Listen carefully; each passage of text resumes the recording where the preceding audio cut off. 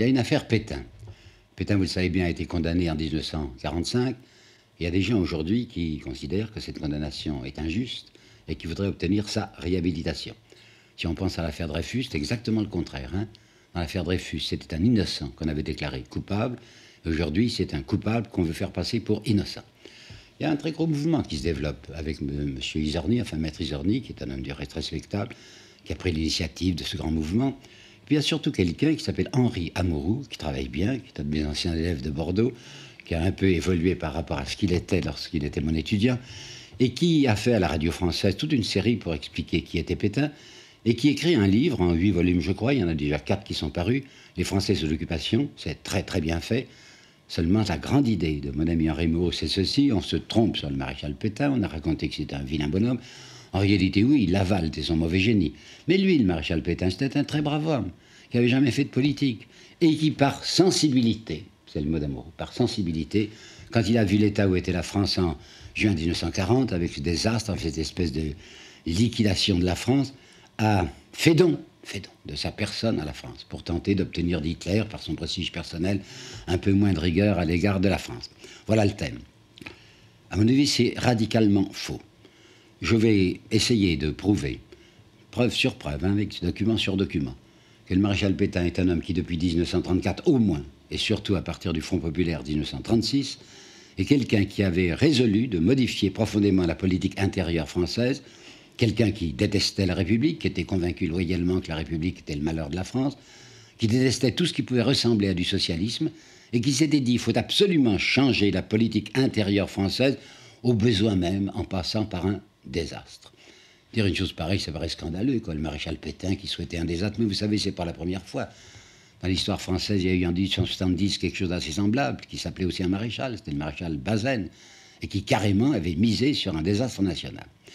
Bon alors, allons-y. Ce que je vais vous dire est heurtant, scandalisera pas mal de gens, mais j'ai la conviction absolue, que quand les passions sont retombées, mettons 50 ans, 100 ans, ce que je viens de vous dire, ce sera l'histoire historique, ce sera admis.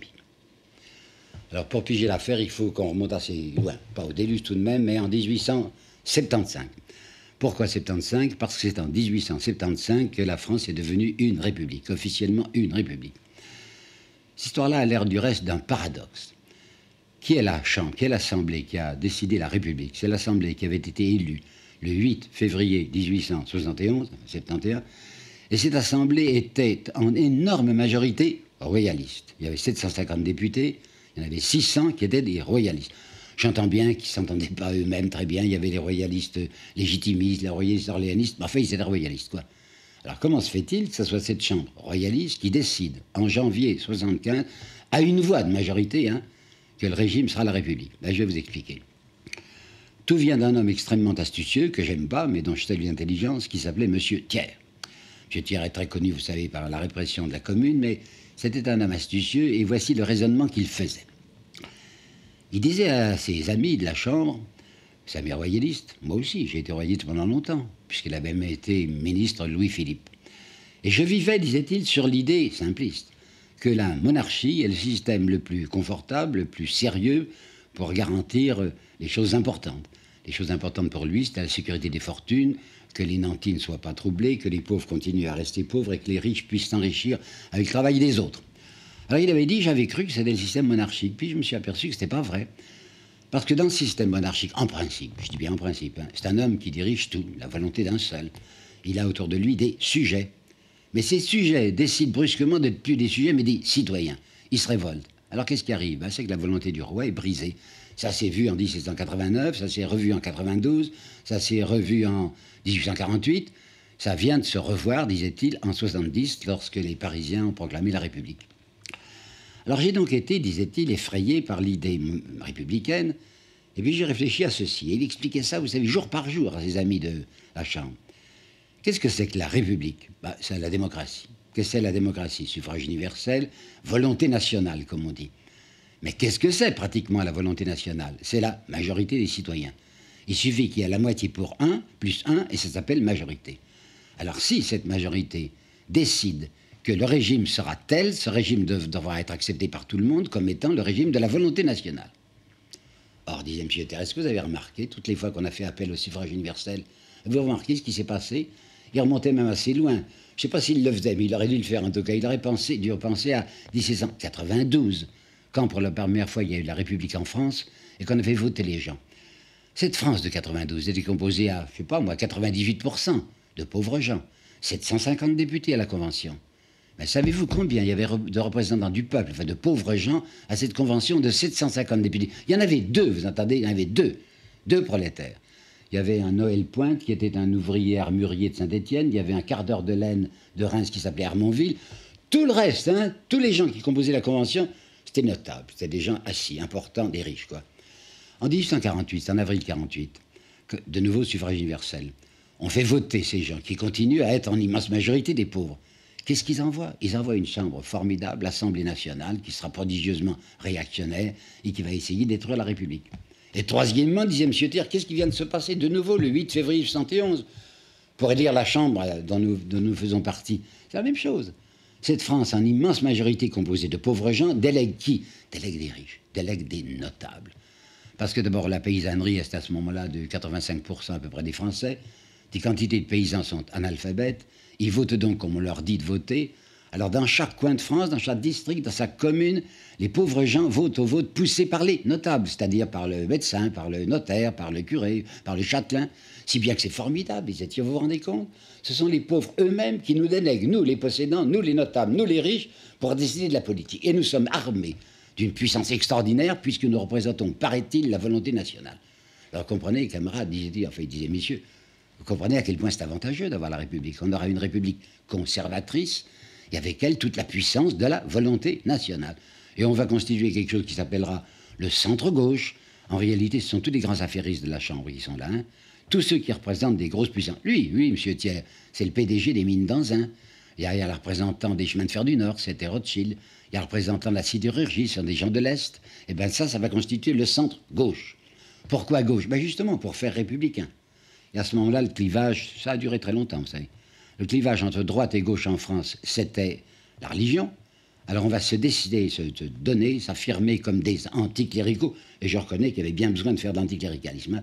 Donc, en janvier 75, à une voix de majorité, ça s'appellera l'amendement Vallon, la République est proclamée en France. Ça va bien au départ. En 79, il y a quelque chose d'embêtant, c'est qu'on avait pensé qu'à cause de la répression de la Commune, les idées socialistes étaient écrasées. Et voilà qu'en 79, le marxisme reparaît en France avec un nommé Jules Guesde. Ça, c'est ennuyeux, il faut trouver un moyen de contrebattre cette influence délétère. Alors ça va être l'intervention de Jules Ferry. Quand on dit le nom Jules Ferry aux Français d'aujourd'hui, ils pensent école laïque, et c'est vrai. Jules Ferry, en effet, a établi des choses que je trouvais indispensables, à savoir l'enseignement primaire, obligatoire, il faut que tous les enfants aillent à l'école, hein, qu'il soit gratuit, c'est donc excellent, et qu'il soit neutre. Pourquoi neutre? Ben, jusqu'alors, on infligeait aux enfants, à tous les enfants, une culture catholique, alors qu'il y avait beaucoup de gens qui disaient non, on ne veut pas que nos enfants soient élevés dans la religion catholique. Alors il était indispensable que l'enseignement fût neutre. Bon, tout ça, en apparence, est parfait. Seulement, il faut comprendre l'arrière-pensée de M. Jules Ferry. En 1850, on avait déjà fait une loi d'enseignement, ça s'appelait la loi Fallou.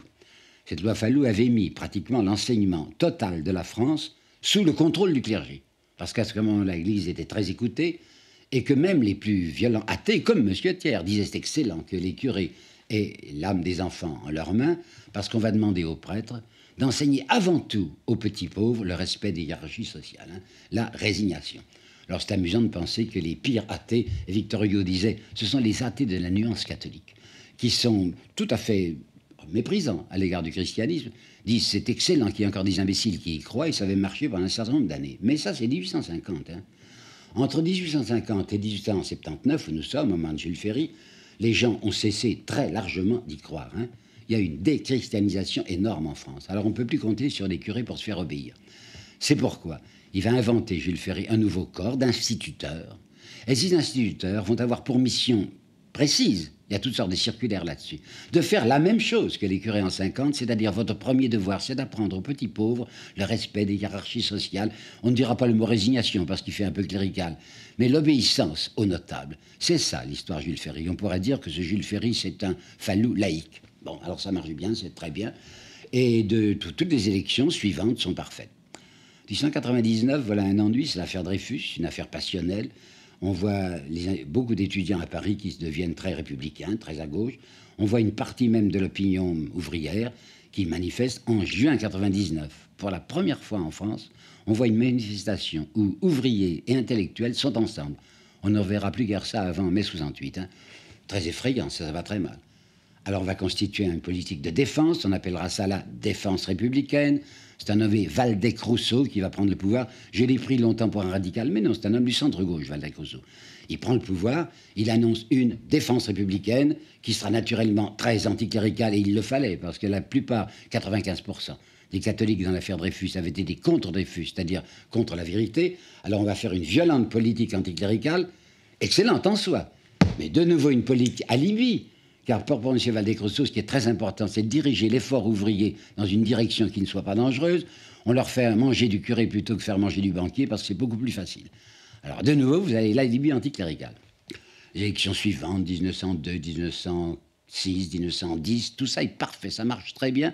On a constamment une majorité centre-gauche. 1914, ça va beaucoup moins bien. En mai 1914, pour la première fois, les socialistes sont 103 à la Chambre. Ils n'avaient pas cessé de croître, mais brusquement, entre 1910 et 1914, 103 députés socialistes, l'Alliance socialiste et radicale donne une majorité de gauche, c'est une chambre ingouvernable, ça va être terrible ça. Surtout que socialistes et radicaux ont décidé qu'ils allaient voter l'impôt sur le revenu. Vous savez, aujourd'hui, on n'est pas très effrayé par l'impôt sur le revenu, du reste habituel, puis on sait même, je peux dire ça en souriant, parce que c'est vrai que quand on a suffisamment d'argent, on peut s'arranger pour ne pas payer l'impôt sur le revenu. Mais vous n'imaginez pas, en 1914, ce que c'était que l'impôt sur le revenu. Hein, c'était quelque chose comme un épouvantail. Alors, pour empêcher de passer l'impôt sur le revenu, on fait appel à un nommé Poincaré.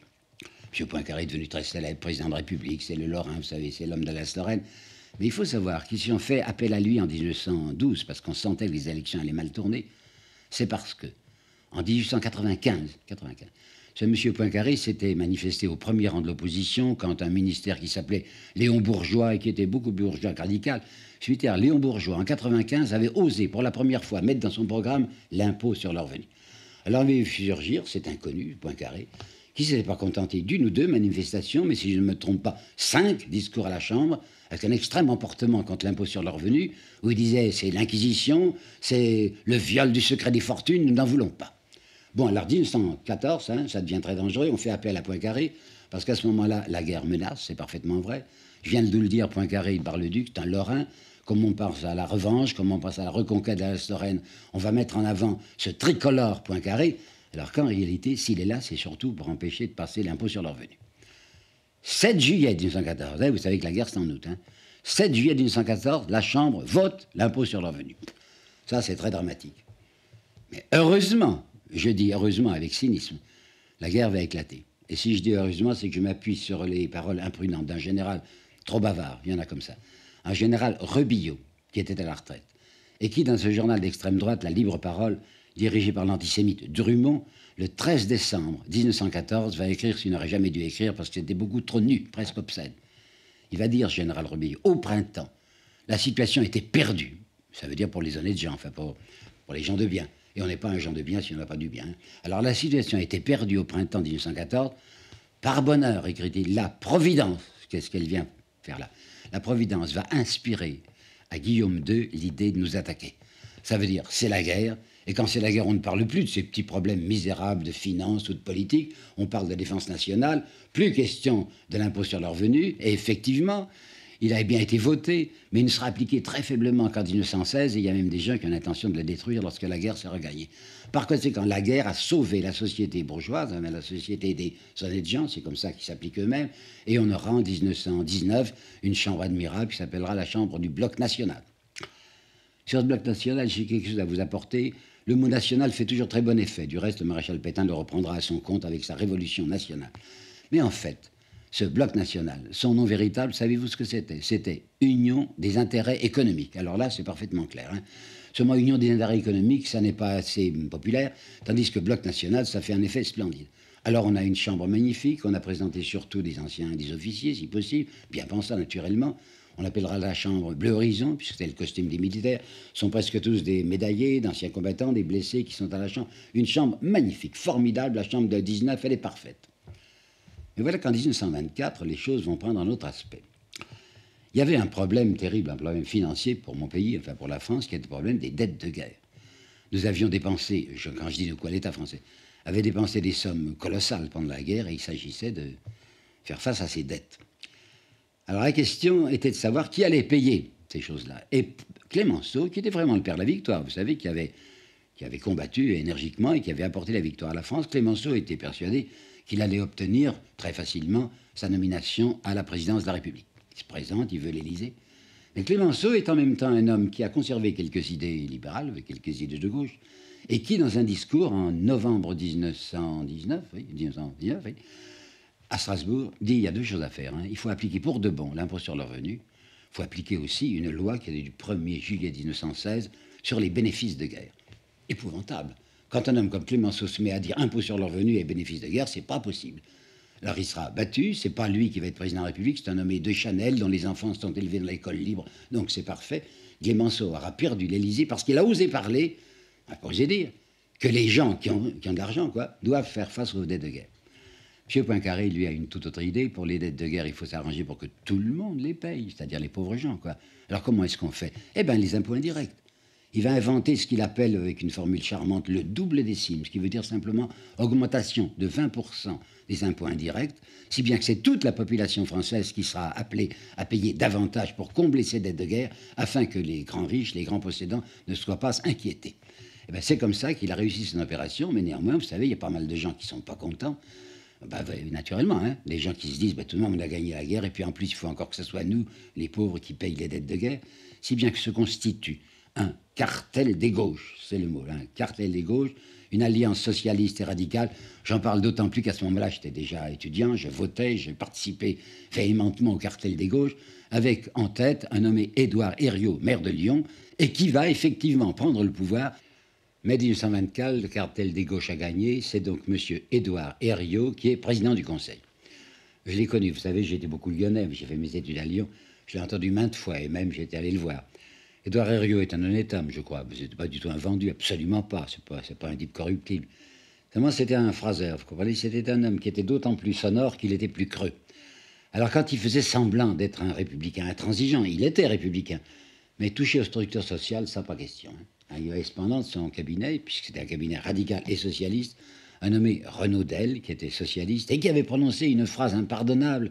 Figurez-vous qu'il avait dit « il faut prendre l'argent où il est ». Vous vous rendez compte, il a fait une correction incroyable. Alors il y avait la droite qui était épouvantée par l'idée de ce qu'allait pouvoir faire M. Herriot. Or, il ne voulait pas faire de choses très méchantes. Il voulait recommencer l'éternel coup, le coup de Jules Ferry, le coup de Vallée-Creusot, faire de la politique anticléricale, parce que c'est plus commode. Alors son grand cheval de bataille, c'est-à-dire il faut supprimer les relations officielles avec le Vatican. Je ne trouve pas ça déraisonnable du reste. Le Vatican n'a pas, à mon avis, à avoir des noms. Bon, soit.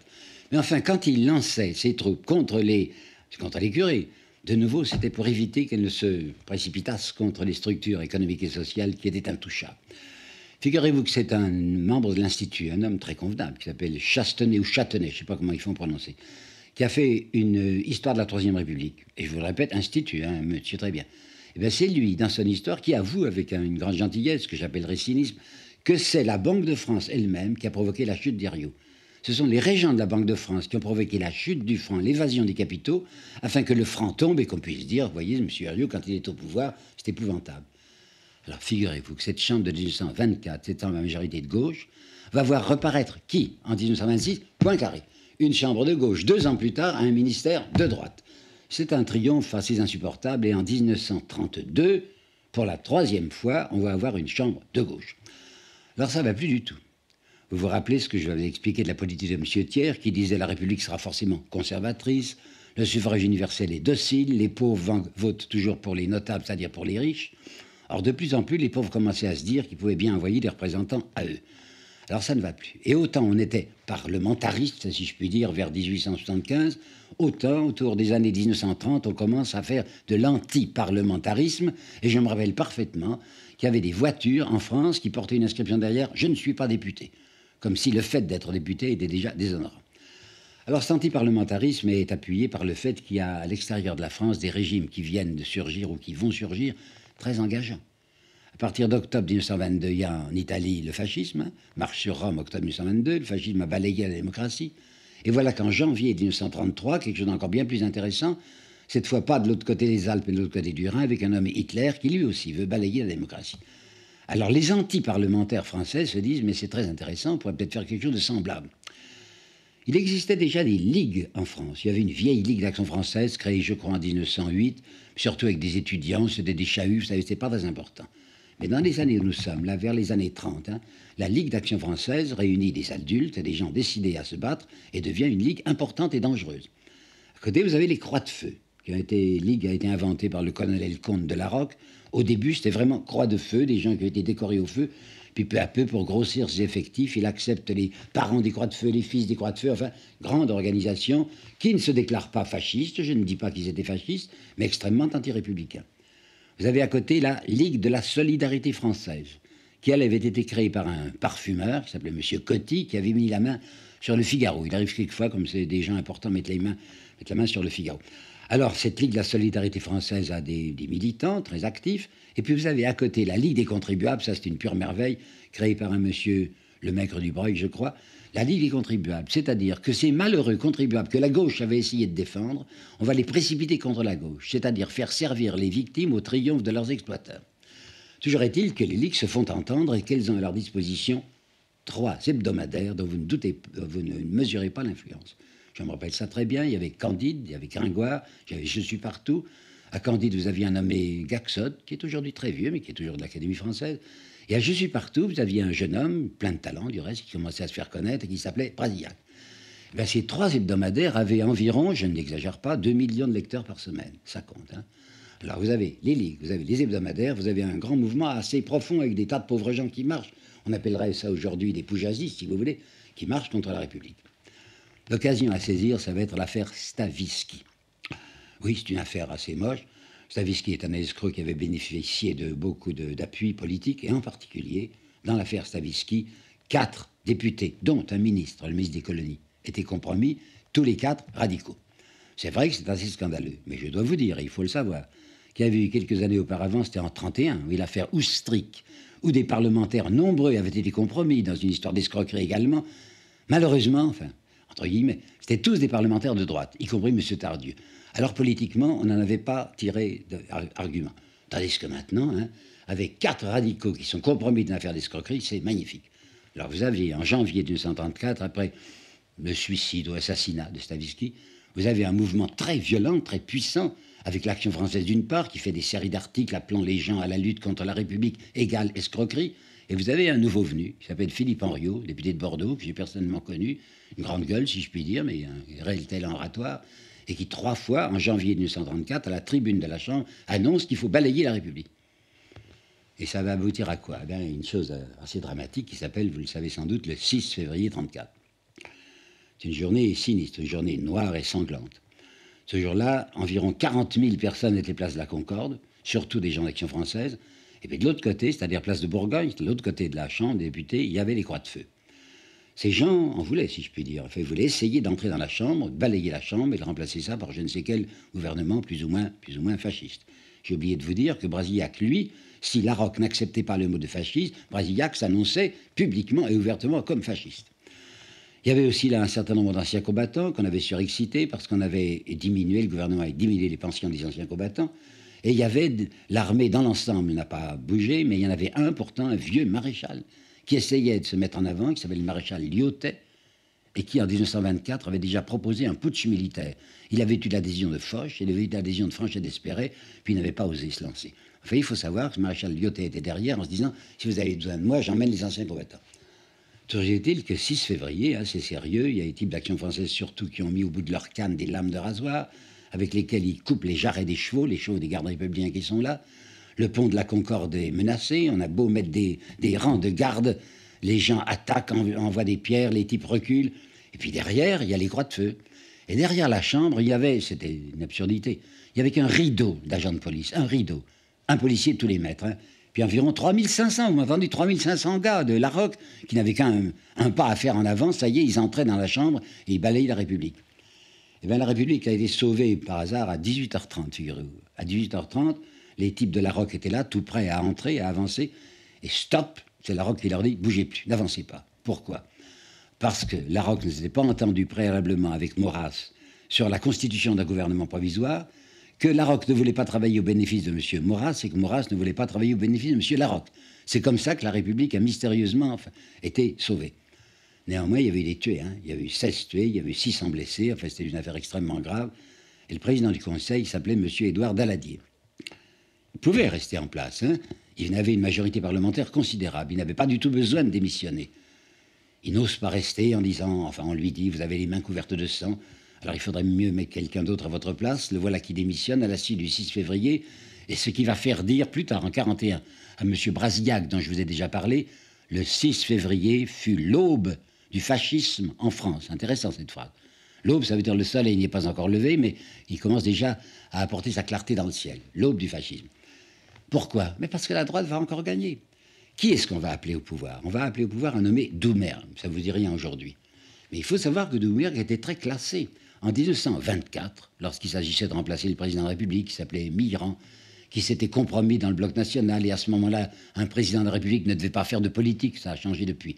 Alors M. Mitterrand, ayant fait de la politique, on lui avait dit, il faut absolument que vous partiez. Il était parti. Il y avait deux candidats. Il y avait un candidat de gauche qui s'appelait Pinlevé, et un candidat de droite qui s'appelait Doumergue, et c'est le candidat de droite qui avait été élu. Par conséquent, ce ministère Doumergue, qui prend le pouvoir le 9 février 1934, un ministère en apparence d'Union nationale, et on sait très bien en France que l'Union nationale ne se fait jamais qu'autour de la droite.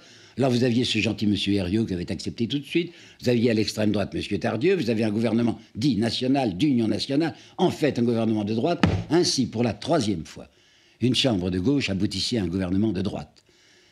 Mais il faut savoir que dans ce fameux ministère de droite, 9 février 1934, apparaît pour la première fois dans la politique française quelqu'un dont nous aurons à nous occuper étroitement et qui s'appelait le maréchal Pétain.